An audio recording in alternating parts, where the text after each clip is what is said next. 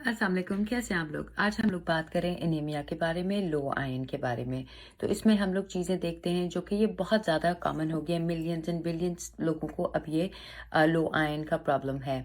इसमें फिटीक बहुत ज़्यादा कॉमन है।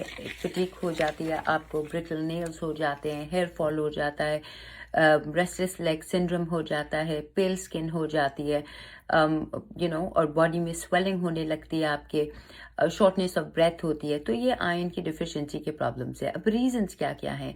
इसमें मल्टीपल रीजंस होते हैं। सबसे पहले अगर तो आपको जीआई गट का कोई प्रॉब्लम है, आईबीएस वो प्रॉब्लम है, और अगर आपको सीलियाक एलर्जी यानी कि ग्लूटेन की एलर्जीज है, इसमें होता यह है क्योंकि ये सारे इंटेस्टाइन से रिलेटेड प्रॉब्लम है। आपकी सारी आयरन की एब्जॉर्प्शन स्मॉल इंटेस्टाइन में होती है।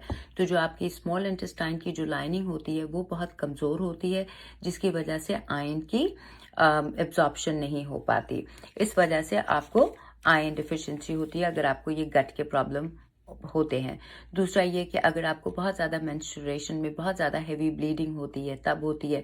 मेनोपॉज में बहुत ज़्यादा ब्लीडिंग होती है तब आयरन की डिफिशिएंसी होती है। अगर आपको हेमोरॉइड्स होता है या कोलन कैंसर होता है तब आपको ये प्रॉब्लम देखी जाती है आयरन की। अगर आप बहुत ज़्यादा एंटीबायोटिक्स खाते हैं, क्योंकि तब आप ये होता ही है कि गुड बैक्टीरिया और बैड बैक्टीरिया जब फ्लश आउट हो रहे होते हैं तो वह आयरन को साथ लेके फ्लश आउट हो जाते हैं, तब आपको आयरन की डिफिशिएंसी देखी जाती है। फिर स्टमक के इश्यूज तो मैंने आपको बता दिया, और फिर जब आपके किडनी सही तरीके से फंक्शंस नहीं कर रहे होते, मीन्स आपकी किडनी में बहुत ज़्यादा टॉक्सिन्स हैं, मैल अब्जॉर्प्शन है, और वो इस वजह से होती है क्योंकि आपकी बॉडी में बहुत ज़्यादा टॉक्सिन्स मौजूद हैं और किडनी सही तरीके से काम नहीं कर रही है, तब आपको आयरन की डिफिशिएंसी हो सकती है। अब ये तो सारी हमने डिफिशिएंसी की बात बता दी और रीजंस बता दिए कि क्या क्या है। अब हम इसको खाने के थ्रू कैसे कवर कर सकते हैं? खाने के थ्रू हम ऐसे कवर कर सकते हैं, इसमें एक हेम होता है आयरन, नॉन हेम होता है। हेम आयरन जो हम प्लांट्स एनिमल्स से हम ले सकते हैं, यानी कि गोश्त से ले सकते हैं। बड़े गोश्त में सबसे ज़्यादा लाइक बीफ में बहुत ज़्यादा आयरन होता है, कलेजी में बहुत ज़्यादा होता है, प्रोटीन्स में बहुत ज़्यादा होता है। और नॉन हेम आयरन वो होते हैं जो कि हमें प्लांट से मिलते हैं, जो वेजिटेरियन ऑप्शंस होते हैं हमारे।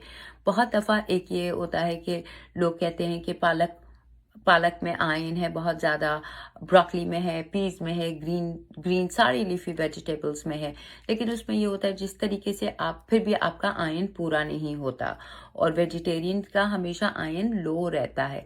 उसकी बजाय कि वो खा भी रहे होते हैं, होता ही है कि उसको पकाने का तरीका आपको थोड़ा सा मॉडिफाई करना होगा ताकि आप उसके पूरे फायदे उठा सकें। सबसे पहले आप उसको स्टीम करेंगे। जब आप स्टीम करते हैं और या अच्छे से पकाते हैं तो उसका विटामिन सी चला जाता है। Vitamin C helps in the absorption of iron.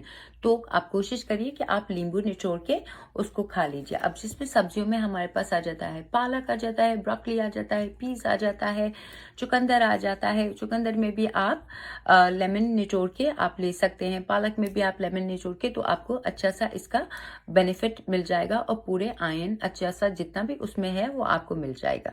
दूसरी एक और मिथ जो कि मैं क्लियर करना चाहती हूँ कि बहुत दफ़ा मैं अपने जब नॉन वेजिटेरियन क्लाइंट्स को पालक पनीर देती हूँ तो वो हमेशा कहते हैं कि ओ हमें तो आयरन डिफिशिएंसी और आपने ये दे दिया, और कैल्शियम को और आयरन को तो हम साथ नहीं लेते।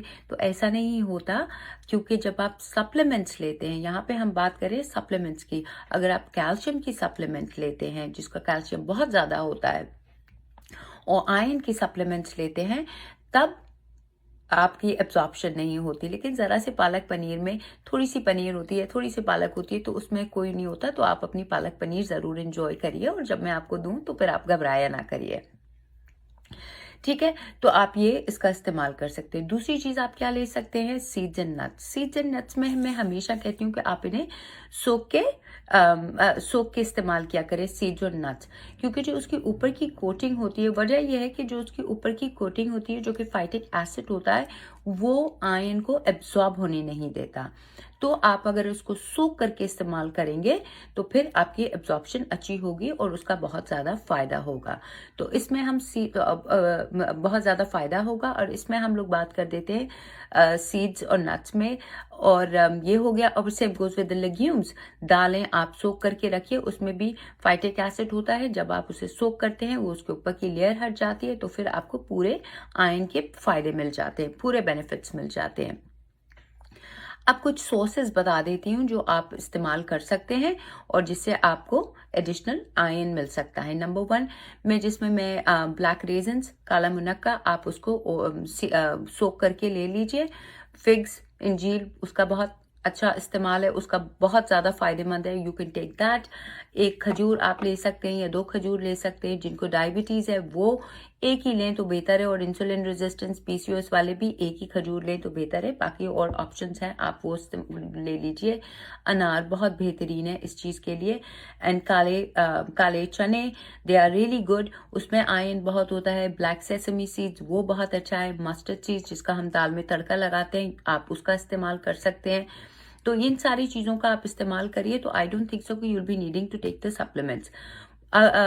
सप्लीमेंट्स लेने चाहिए या नहीं लेने चाहिए, उसके लिए भी मैं आपको बता देती हूँ। अगर तो वो नेचुरल, आप उसके इंग्रेडिएंट्स देखिए, अगर तो वो नेचुरल इंग्रेडिएंट्स है तो आप ज़रूर ले लीजिए। अगर उसमें नेचुरल इंग्रेडिएंट नहीं है तो आप अपने इस फूड से ही करिए, अगेन अपने डॉक्टर के रिकमेंडेशन से। और ब्लड इन्फ्यूजन तभी कराइए जब आपने ये सारी चीज़ें कर ली और आपके जो प्रॉब्लम्स है वो नहीं सॉल्व हो रहे, then go for the blood infusion.